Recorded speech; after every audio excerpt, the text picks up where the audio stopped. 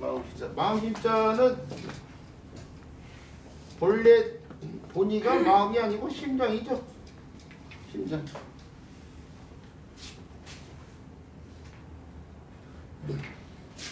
왜? 이 글자가 옛날 글자를 보면 뭐 저는 이제 근문의 형태를 갖다 썼지만요.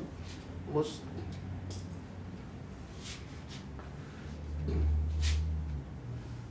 각본문의 형태를 쓴다면 뭐 심장 형태 이렇게 뭐 이런 식으로 해요. 이런 식으로. 이런 식으로 뭐 표현해 가지고 심장을 갖다 심장을 표현해서 이게 심장 형태들이 옛날 사람들이 보기에 심장이 저기 같아요. 이런 식으로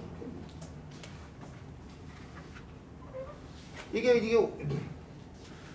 우리 학교 다니면서 심장에 대해서인데 이게 우심방이고 이거 자심방이고 이거 우심실이고 이거 자심실이고 이거 판막 같은 걸 갖다 이거 판막 심장 판막 등을 때 쓰는 판막. 이게 겉에서 보니까 이제 우리가 학교 다니면서 배웠던 우심방이나 뭐 자심방, 우심실, 자심실 이런 것이 구분이 안 된 상태로 겉모습으로만 이렇게 외형 모습으로만 표현했는데 실질적으로는 이제 구체적으로 살펴보면은 우심방, 이게 우심방 쪽이고 이게 우심실 쪽이고 이게 자심방 쪽이고 이게 자심실 쪽이고 거기에 달라붙어있는 선들은 판막을 이렇게 표현할 거예요. 심방과 심실을 구분짓는 판막. 근데 그 형태가 이제 이렇게 쓰이고 그것이 정의화돼서 오늘날의 마음심자가 된 거예요.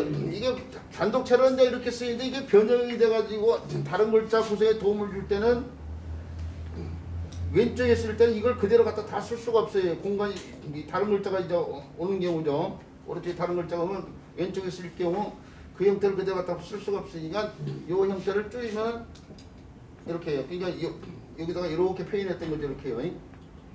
근데 그것이 줄어들어서 이렇게 표현이 된단 말이에요.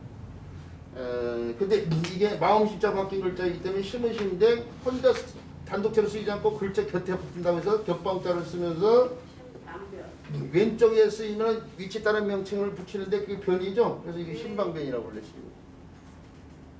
그래서 뭐예요? 하나를 한자라든지 뜻정자라든지 여기에 오는 글자들을 신방변이라고 부르는 거죠. 이게 마음심자가 이거 변형된 걸 있어요. 또 아래에 쓰일 때도 그 형태를 그대로 유지하는데요. 생각성자처럼요. 그 형태를 그대로 유지해서 마음심자 그 형태를 그대로 유지하는데 아래에 쓰이는데 공간이 그걸 다 쓸 수 있는 공간이 안 되는 상황. 안 되는 상황인데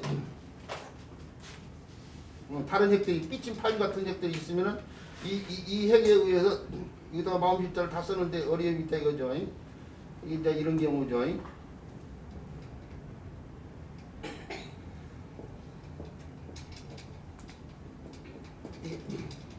풀 사이로 해가 저무는 상황을 갖다 피하는 글자인데 점을 못자에 올릴 글자죠. 여기 이 핵들이 이렇게 있으니까 여기다가 마음심자를 써넣기가 힘드니까 요 핵을 갖다가 반듯한 석이 핵으로 바꾸고 줄여서요. 줄여서 이렇게 쓰고 있는데 그래서 이렇게 쓰는 상황이죠. 또는 뭐 함께고 한 가지 문자인데 이것도 이렇게 쓰는 상황.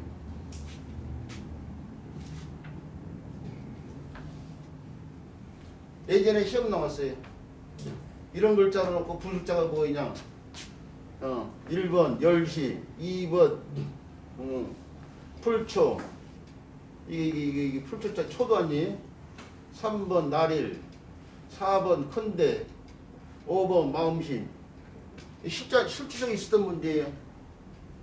그 불사 공부 제대로 하는 사람은 이것이 마음심자의 변형자라는 걸 모르고 있잖아. 모르는 사람들은 다 틀린 거지 뭐. 그거는 전혀 상관없다고 생각하고 나머지 거에서 찾는 거 아니야 답을? 100년 1000년 만에 고민을 하고 1번에서 4번까지 그게 답인지 5번이 답이죠. 저물다는 뜻의 보자 이거 빼고 나면 이게 뭐라는 놈도 갖고 있는 글자 뭐는 뭔데 마음속으로 사모한다고 해서 사모할 못자고 한자에서는 뜻의 역할하는 글자가 대부분이요. 뜻의 역할하는 글자가 부수자 아니에요? 그게 마음심자다. 이게 부수가 마음심이 될 수 있겠죠. 이것도 뭐예요? 함께공 한 가지 공자가 음역하는데 마음속으로 공손하다고 해서 공손할 공자인데 마음이 공손한 거잖아요. 이것도 부수가 마음심자가 돼. 병유한자 1800자 가운데 민마음심으로 써가지고 부수자가 된 글자 요두 글자밖에 없어요. 병유 1800자 가운데 민마음심으로 쓰이는 글자가 부수자로 역할하는 거. 하나는 더할 점자는 이제 삼수변에 이제 물수자가 부수자이죠. 쓰이긴 하대. 여기서도 아니죠. 이게 1800자 들어가는데 이거 부수자가 물수자지. 부수자가 아니라 부수가 아니라 부수가 마음심자인 글자가 이 두 개고 이게 문제가 부수가 뭐이냐 문제 있잖아요. 네. 이것은 이제 물수자가 이제 부수죠. 부수. 그런데 여기도 민마음심이 들어가긴 해요. 세 글자가 들어가긴 해. 근데 이것은 이제 다른 부수에 속하니까 이제 예외적인 상황입니다. 자, 그래서 뭐 우리 선생님들 다 알겠지만요. 뭐 이 동영상을 또 혹여간에 또 다른 분들이 보신 분들을 위해서 근데 민마음심이나 아니 이거 신방변이나 이거 민마음심이라고 그래요. 민마음심도 내냐 마음심자가 변형된 글자라는 거 알아두시고요. 마음심자는 다른 글자 구성에 도움 주면서 음역하는 글자가 없어요. 우리 책트에 보면은 뭐 등심초 심이라든지 스며들 심자가 있는데 이제 음을 갖다가 인지시키기 위해서 그냥 참고서만 쓰는 거이지. 뭐 익히 쓰이는 글자는 아니에요. 거기 등심초 심자 같은 경우는 저 골풀 있죠, 골풀. 물가에 가서 보면 골풀. 우리 저 어려서 아니 삐비는 아니야. 네. 삐비는 저 골풀이 아니고 나 갑자기 얘기만 안 따라올려 큰일 났어. 뭐라고 그러죠? 삐비를 뭐라고 해야 돼? 띠풀. 띠풀이고 저 골풀은 저는 어려서 이걸로 이거 물가 같은 데 많아요. 쭉 뽑아가지고 하나 뽑아가지고 이렇게 있으면 많이 펴 이렇게 많이 펴면은 한가 이게 꽃 같은 게 노란 것들이 이렇게 펴 있어 이렇게 따닥따닥 펴 있어. 이거 딱 떼가지고 하나만 딱 떼면 이게 노란 표 있잖아요. 요거를 딱 떼고 나면은 이게 노란 데다가 침을 탁 받쳐가지고 이렇게 개구리 있는 데다 갖다 대면 이게 덥석 물어. 개구리 잡고 그럴 때 써먹었던 개구리 밑으로 쓰는 개구리 낚시 같은 걸 때 써먹었던 거예요. 이게 이렇게 개구리 있는 데다 갖다 대고 이렇게 흔들고 있으면은 이걸 덥석 문다는 거예요. 요 부분을 그럴 때 써먹었던 거예요. 골프. 그래서 저는 골프를 하는데 이게 속이 좀 비어 있는 게 아니라 저는 이제 모르는 사실지만 이게 옛날 심지로 쓰였대. 심지. 심지. 그러니까 등심초에 등자가 등불등자야. 등불등자고 이게 힘이 가운데 이런 뜻이 있어요. 수심 물 가운데 도심 그러면 도시의 가운데 아니에요 지금? 중심을 때 쓰인 글자 가운데라는 뜻이 있거든 이게. 네. 이게 이 심지의 심자도 연필 심을 때 쓰는 심. 네. 그 등불 가운데 그렇죠. 연필 심을 때 신조 심을 쓰는데 연필 심할 때는 후초변을 요걸 연필 심을 때 요걸 쓴다고 그렇게 쓰는 걸 본 적 있는지 모르겠지만 이걸 이렇게 써요 그냥. 자 그래서 그래서 이게 가운데라는 뜻이 있기 때문에 연필의 한 가운데다 이거죠. 그래서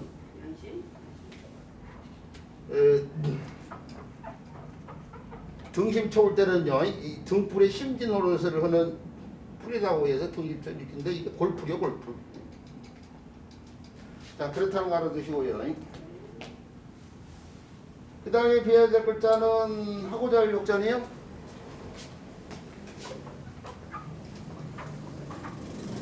하고자 할 욕자도요, 빠른 속도로 살펴보는데 하고자 할 욕자는 자서를 분석해 보면요. 두 가지 자서로 이렇게 나눠지는데 이렇게 안경을 쓰고 해야 되는데 안경을 지금 벗고 오는 이유가 마스크를 쓰고 안경을 쓰면 안경이 뿌얘져. 그래가지고 좀 우리 선생님도 얼굴이 잘 안 보여도 근데 안 보이니까 지금 인상을 찌푸리고 있잖아요. 이해를 해주세요. 자, 이게 골곡이라는 글자예요. 골곡.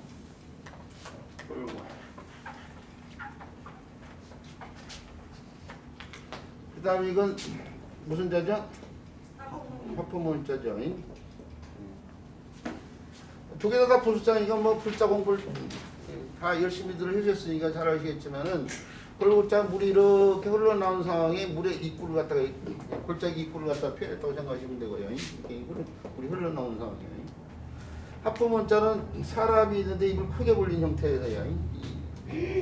이거 두 개 다 옛날 고문자예요. 이 글자에 내내 고문자죠.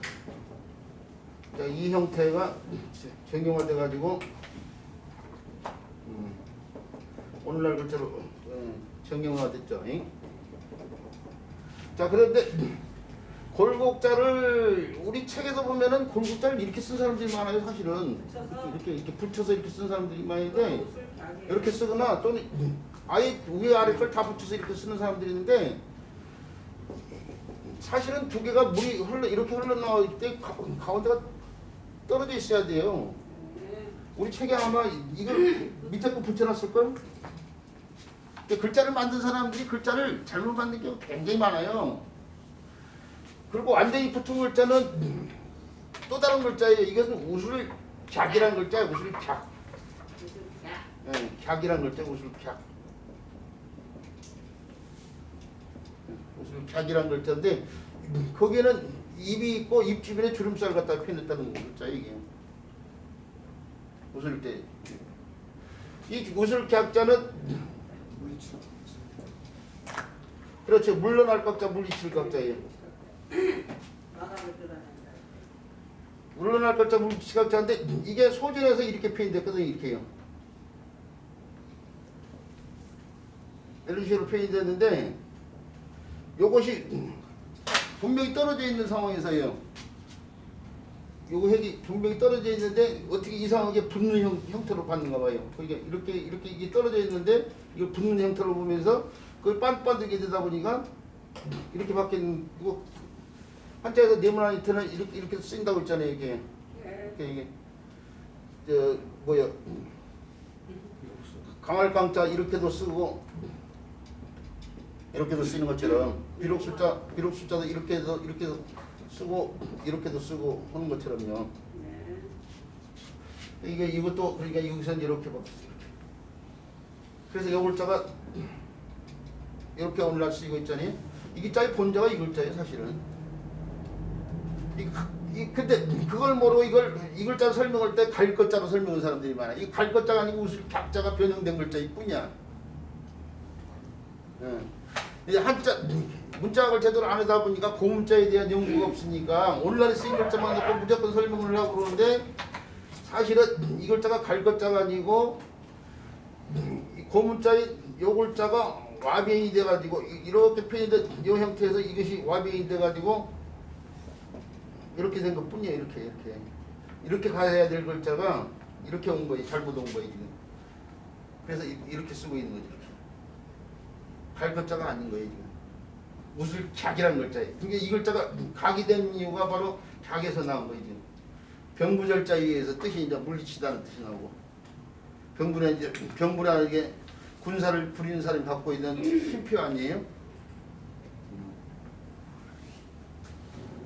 그래서 글자 형태도 신경을 써줘야 돼요. 이제 하고자 할 때 책에는 그렇게 썼지만은 정확히 쓰려면 이렇게 떨어뜨려서 써줘야 돼요.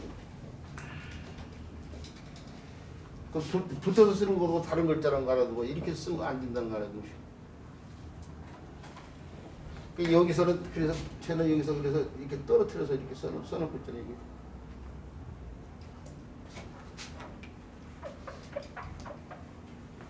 그다음에 하프 문자가 아까 사람이 입을 크게 벌리는 모양에서 나온 글자라고 했는데 이게 입을 크게 벌린 이 글자가 들어갈 때 입을 크게 벌린 동작과 관련된 글자 있어요.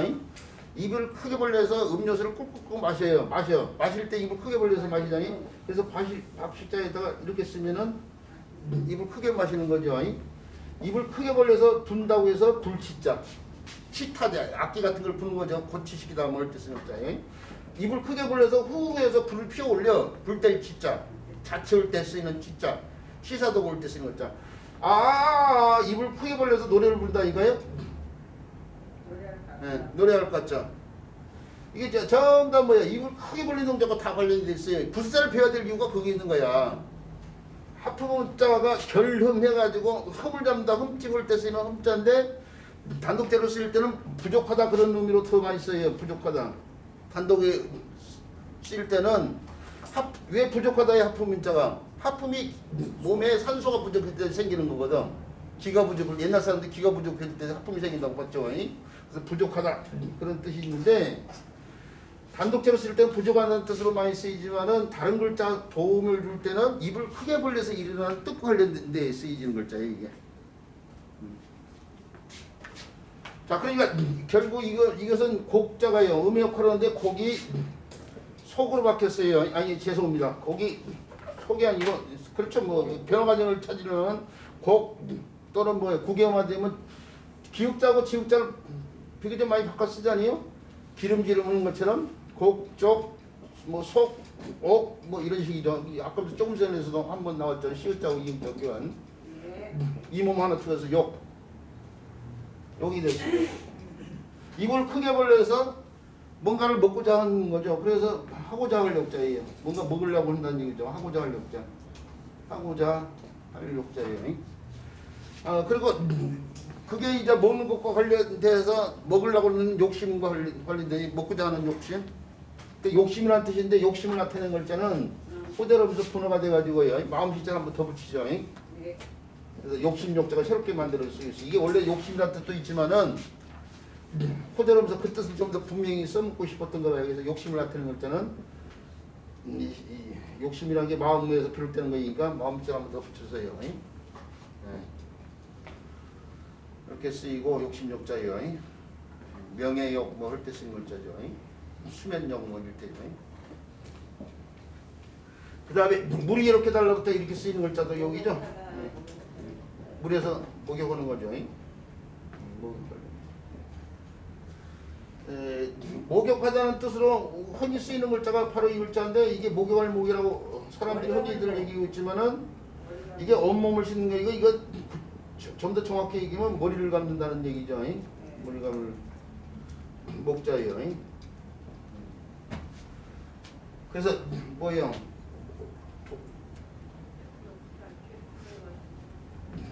도예지에서 타양에서 모진 이 괴로움을 겪는다는 말이 질풍모구라는 말이 있잖아요. 질풍모구. 질풍 바람에 빗질을 하고 비에 머리를 감는다 이거죠. 이 머리 감는 거죠. 이 빛의 상대라는 게 빛이 머리털을 빗는 거 아니에요. 이거 머리를 갖다 감는 거죠. 이게 바람에 빗질을 하고 비에 머리를 감는 상황.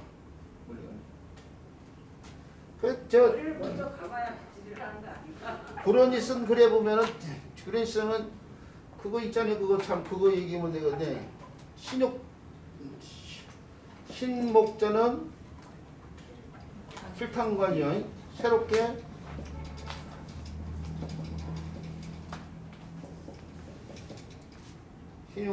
신목자는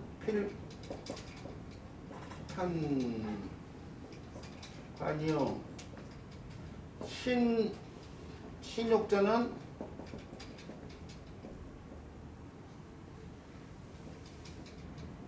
뭐야? 진의라.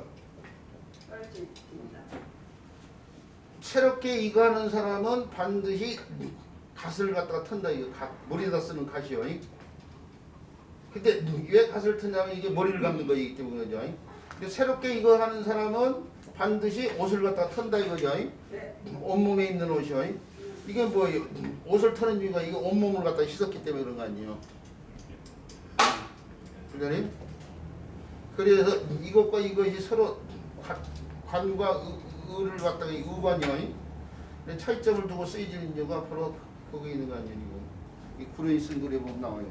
그 목욕탕에 가면은 그 목욕탕 관리하는 아저씨하고 그 손님하고 저것 때문에 많이 싸우는데 그 사람들이 옷을 입고 나서 우리 허문쌤 살아가는 얘기, 살아가는 살아가는다고 들지 말라 그러고.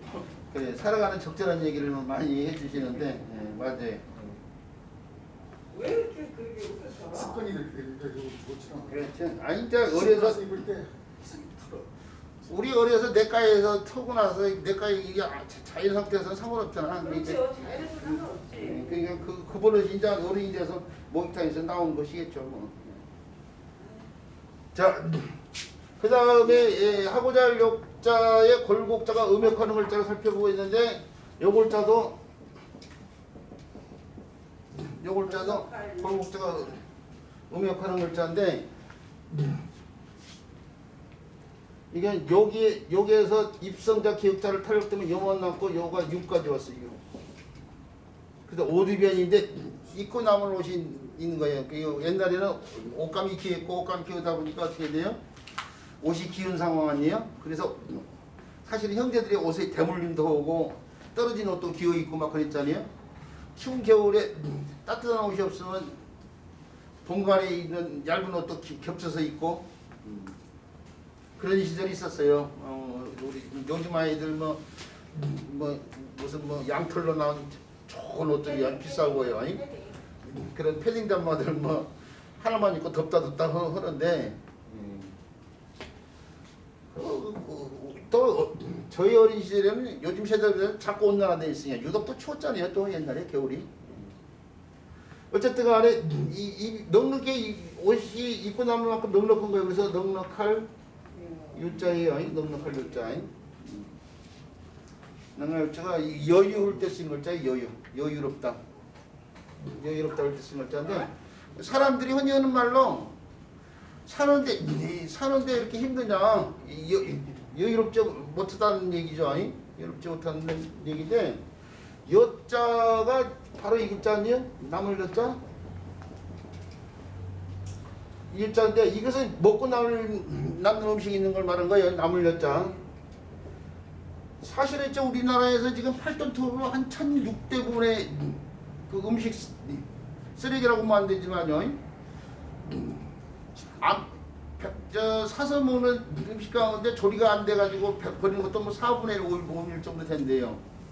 미처 요리해 먹지 않고 그냥 냉장고에 뒀다가 오래 둬가지고 폐기되는 것들이죠. 먹다가 남은 것도 폐기되고 그러는데 8톤으로 1,600대분이면 엄청난 거 아니에요? 지금 하루에 나오는 음식 쓰레기가